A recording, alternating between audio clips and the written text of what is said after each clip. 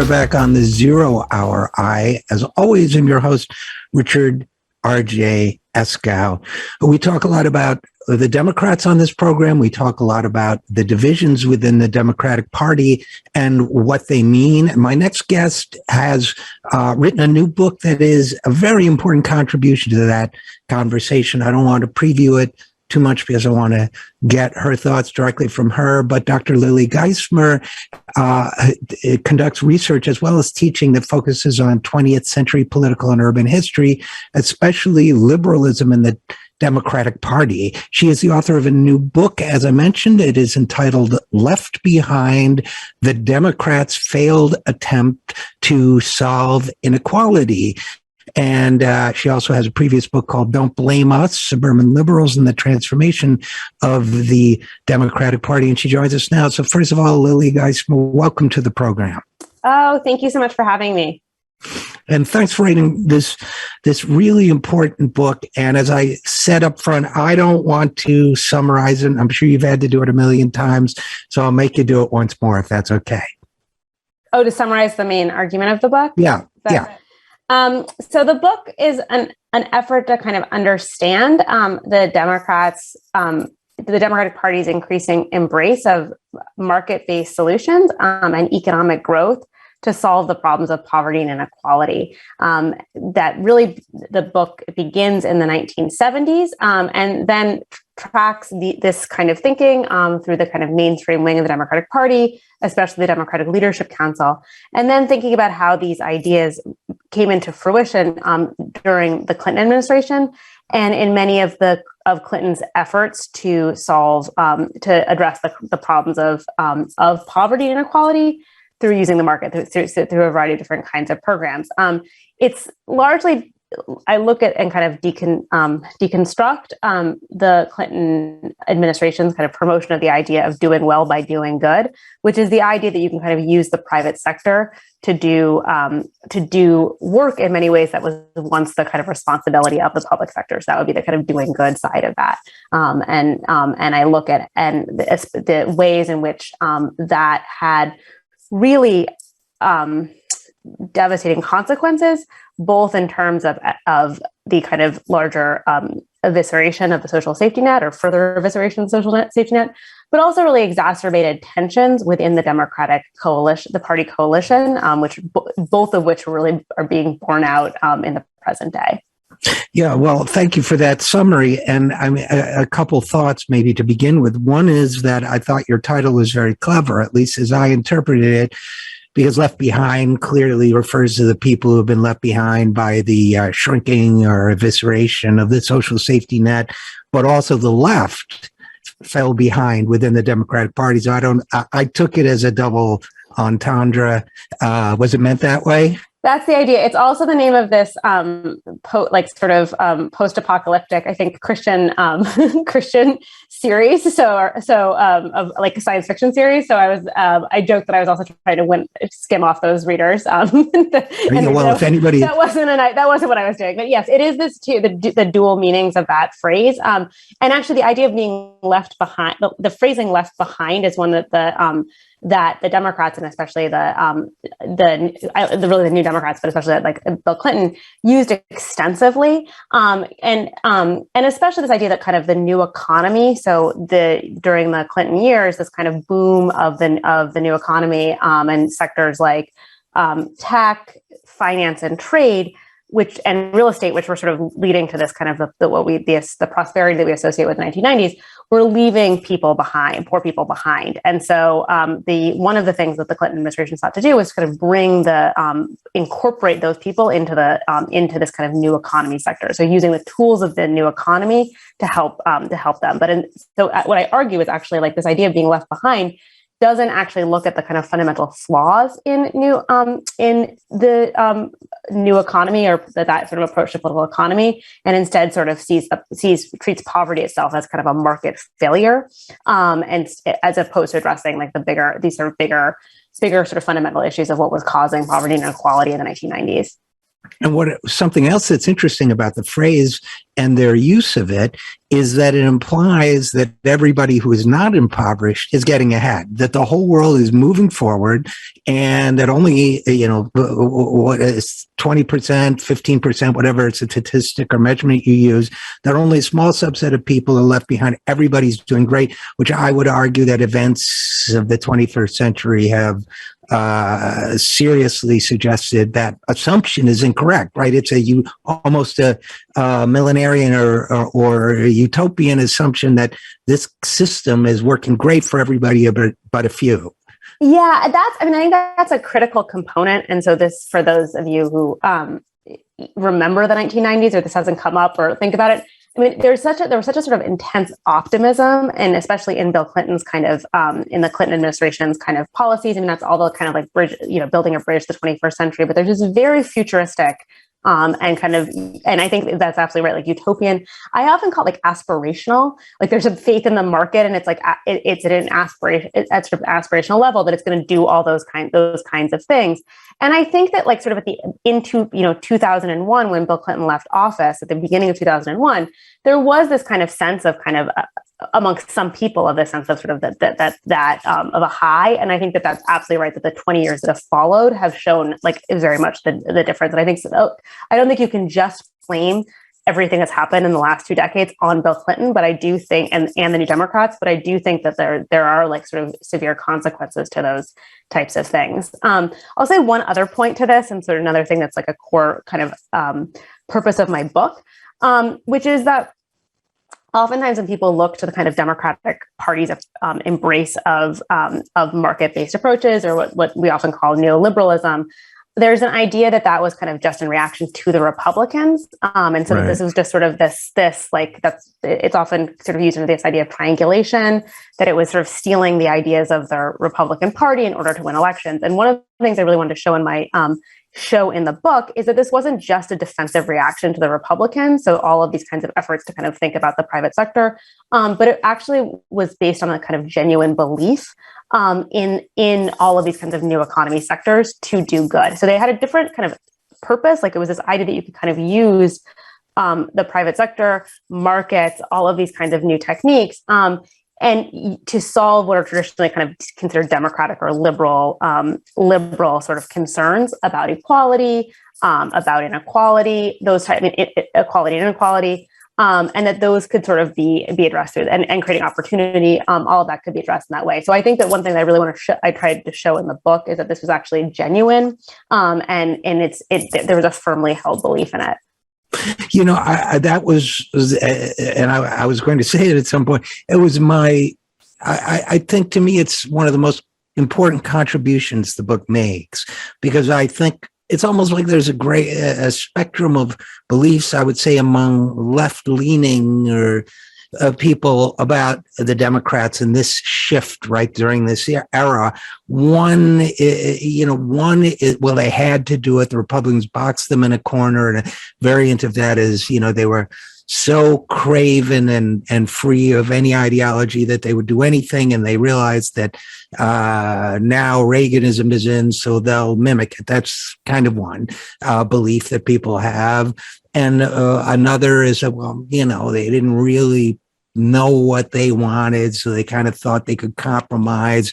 There was a third one I had in mind, but I forget it. But what you're really trying to say is, I think being driven by contributors and so on, but campaign contributors. But I think what you're really saying, and it was fascinating to me, was no, the stuff that they said, which particularly in retrospect didn't seem, so impressive, they really believed it, that they really had a strong commitment to, and in a way, it's kind of a way of saying, you can have it all, maybe, as a politician, right? You can cozy up to Wall Street and the corporate leadership of this country and still claim to aspire to liberal goals. But that aside, this is stuff they really believed in, isn't it?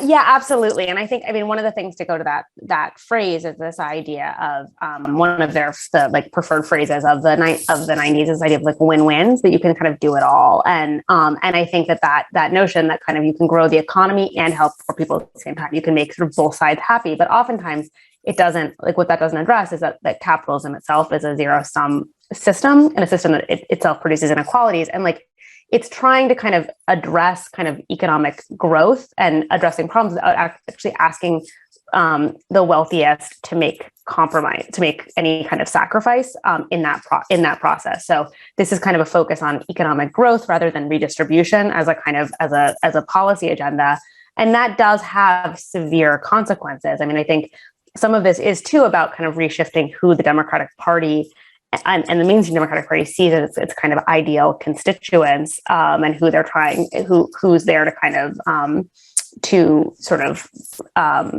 show support, like garner support from. And I think that actually played a really critical role as well.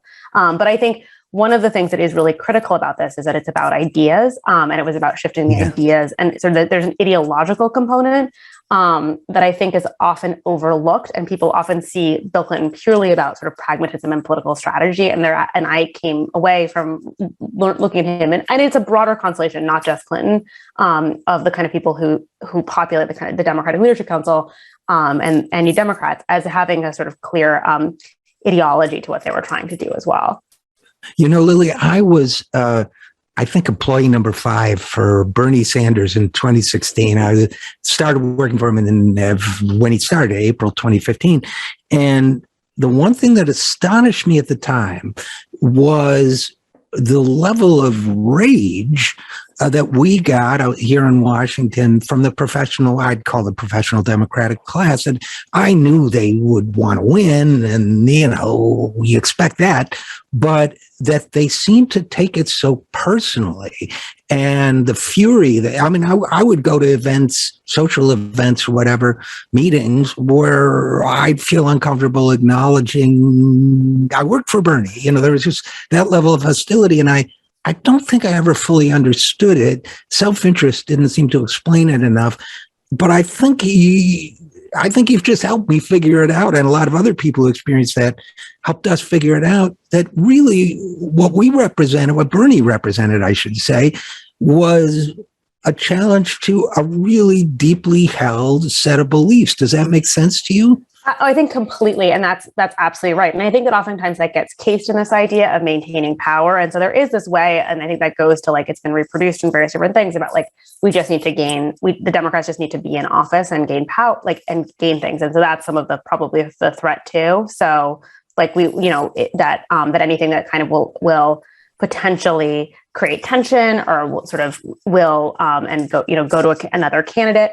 But what that actually overlooks is the policy dimensions to those kinds of things. And so when you win office, you run to be able to implement various different kinds of policies. And so I think that that kind of agenda is fundamentally threatening to, if you believe in a kind of a much more, so if you I don't make assumptions about sort of the professional class liberal, but I have spent a lot of time in both of my books looking at their kind of philosophy and ideology. And a lot of that's based on kind of a more technocratic approach, a fear of redistribution, of various different other kinds of a more incremental mechanisms that I think that the campaigns of Bernie Sanders were really threatening and terrifying about kind of what that would look like. I think the other thing, not just to kind of the professional class, but the other reason why Sanders was so popular has to do also with the reasons of the particular strategies. And so I know this is another thing I look at in the book, but one of the ways that Bill Clinton got elected and kind of what the DLC is known for was an effort to kind of explicitly target moderate suburban voters. And so you go after those sort of swing voters as kind of key to winning. That's how the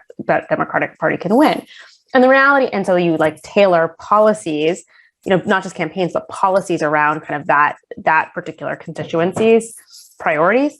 But that's alienated many people. And I think it worked in both ways, and especially many poor, low and middle income people from just sort of saying that this is not delivering for us. And so I think all of the kind of programs I looked at that were kind of implemented in the 90s, and they were around sort of things like Microenterprise and charter schools and these kind of ideas of like bringing corporate investment never really panned out for millions of people in the United States. And so I think that that's kind of the part that you saw that really like 2016 and 2020 really sort of showed in various different ways.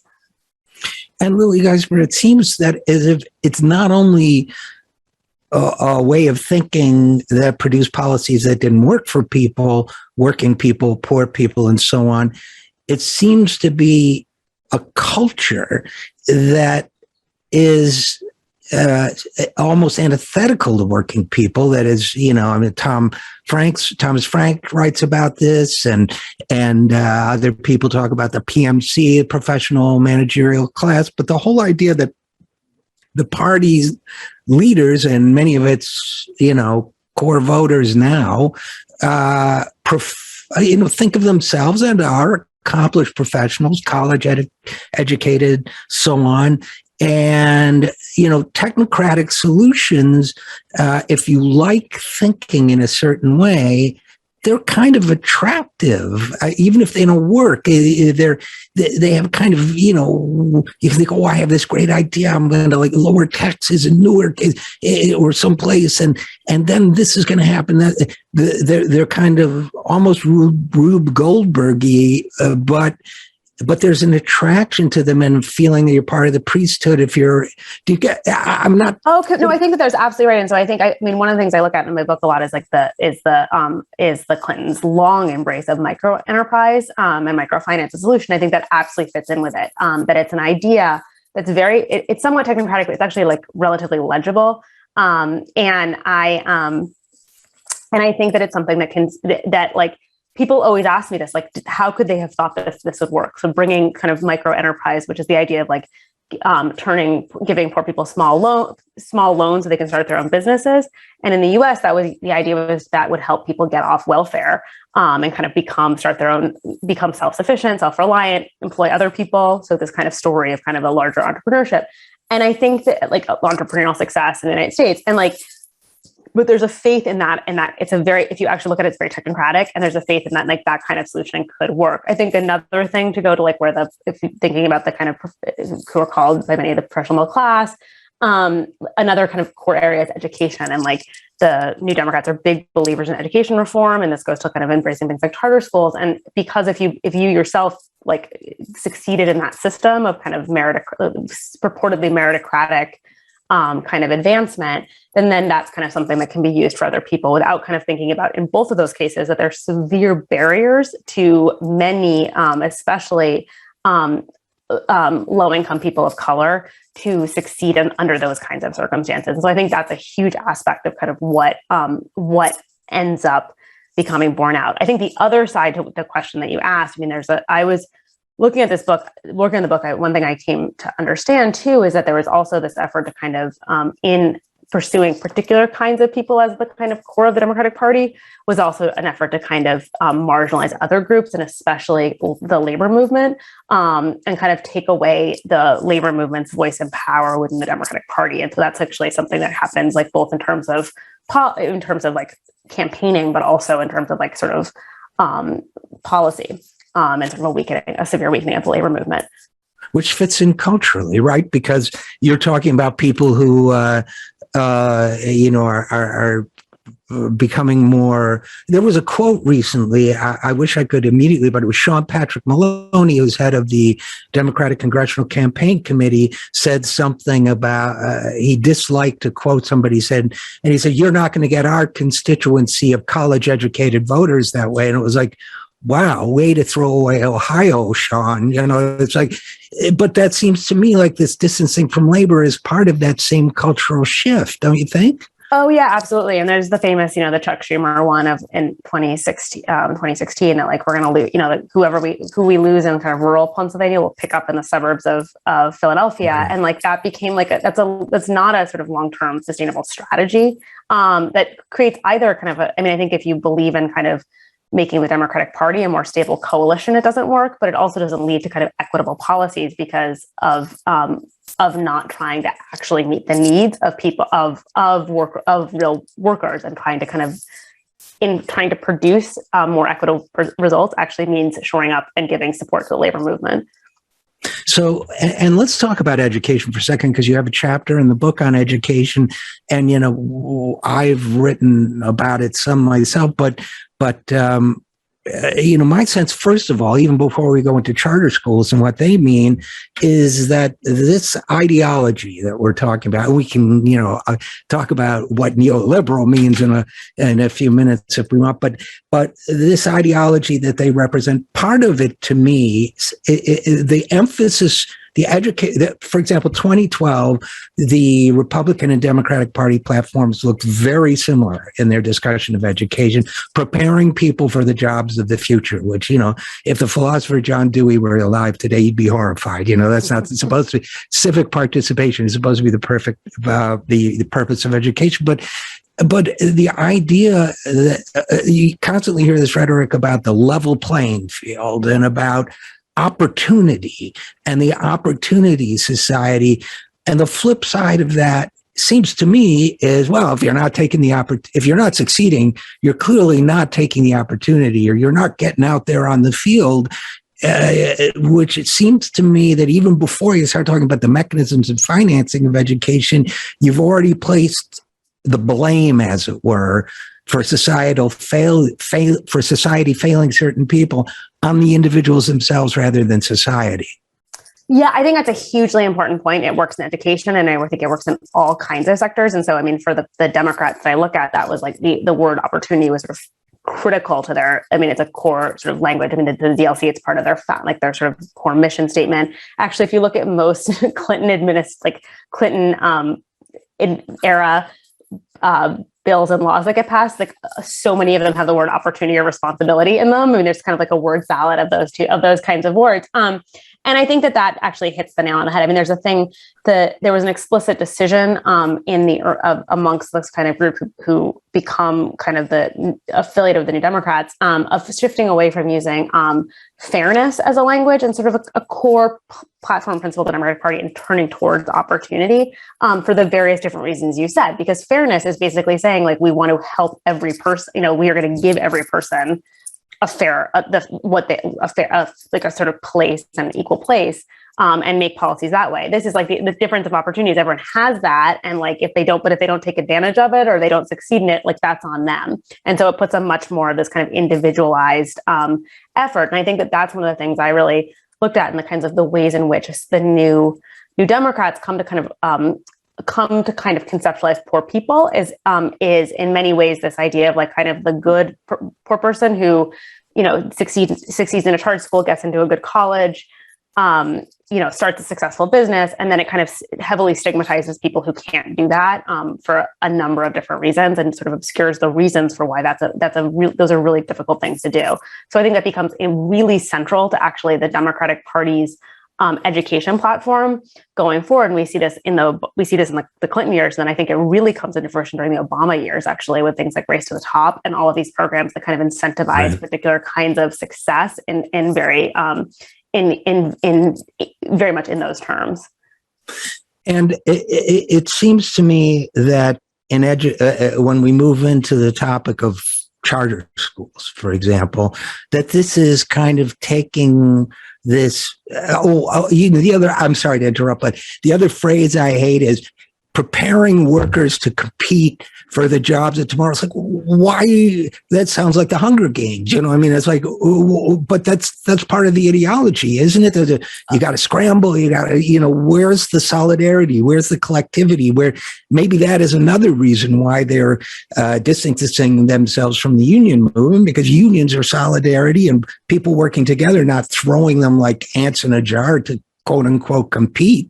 Well, and it also sort of, I think the other point, and this goes back to what you said about John Dewey. And so this idea of kind of connecting education, that is that goes back to Sputnik to some degree, but I do think there was this huge idea of kind of focusing that's the purpose of education. And so even in, Bill Clinton in the 1980s was actually a sort of forefront of education reform, and saw it as when he was governor of Arkansas, and saw it as deeply connected to issues of economic growth and the state, this idea that you can't have economic growth if you don't have educated workers, but preparing workers in very particular realms of STEM, really, to work in various different ways. There's also this idea. I mean, there's also this kind of, I think, another kind of like snake oil that the Democratic Party has been pushing for many years, which is this idea of worker retraining. So that actually connects to another aspect of like globalization, right, that you can sort of shift jobs and then we'll just retrain all the workers to get, into like, so they can become engineers or encoders, and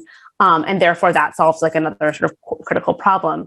And these just have not been, these types of approaches have been very rarely successful, if ever. And so I think but they're routinely suggested. So that's one of the things I looked at. I mean, the Bill Clinton and the New Democrats were really early advocates of charter schools, and charter schools have really to another issue, which is also this idea of efficiency and like making government more efficient, right, and bringing in competition. So the initial idea of like what was appealing was that charter schools would compete with traditional public education, and therefore that would like improve the whole system. And so that's another thing of kind of bringing in market sort of techniques from the market into the public sector. Absolutely. And I know we're going to run out of time shortly, but, I perhaps we could close with, clearly this ideology is alive and well, right? I mean, it's not, we've had, for a while it seemed that there was no alternative to the left of it. We've seen the sort of, at least beginning of a flowering of something to the left of it, but it's still, especially here in Washington, very institutionalized, very strong.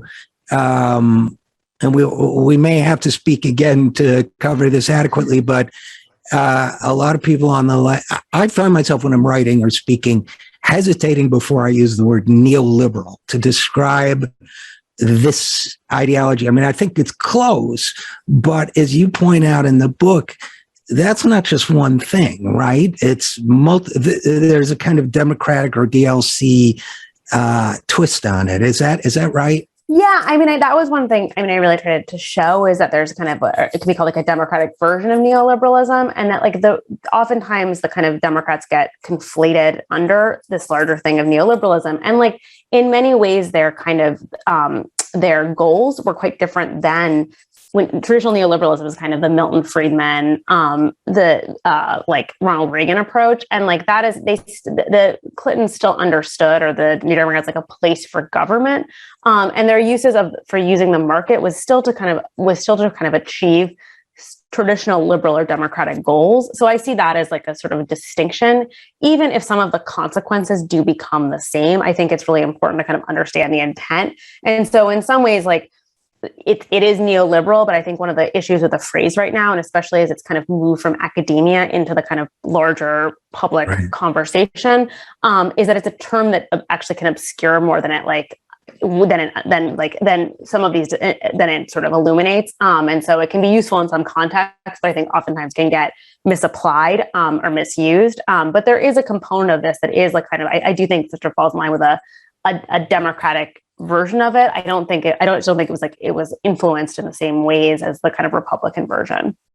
So when Bill Clinton signed financial deregulation, he probably envisioned what it would do a little differently than maybe his Republican colleagues on the stage applauding with him did, right? I think that's a perfect example. I mean, so Clinton's idea of deregulation, and I do take the administration at their word, is like they believed it would bring in, it would be better for consumers to have more options, and that this would sort of this would enhance the marketplace for middle class people. And so I think that was not how, I'm trying to think of like the Phil Gramm was when he was like standing there, supporting deregulation, what they were advocating for. So I think that's absolutely right. Some of the things that I often make this point, like many of the things we associate with the Reagan administration actually were passed under Clinton, but for like different purposes in some ways, even though if the results were the same. But I think it is really important as we're trying to kind of make sense of the present and make sense of the past to kind of understand those kind of philosophical distinctions.